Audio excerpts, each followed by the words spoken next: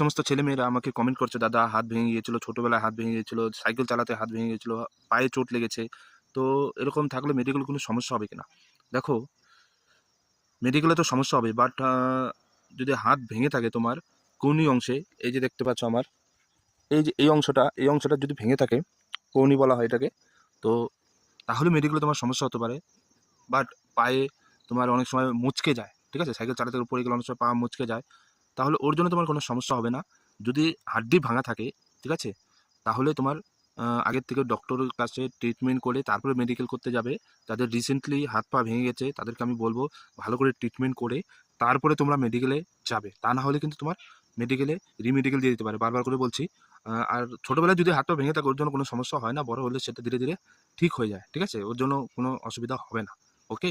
Recently যাদের হাত পা ভাঙা আছে তাদেরকে বলব ট্রিটমেন্ট করিয়ে তারপরে মেডিকেলে যাবে। ঠিক আছে? জয় হিন্দ।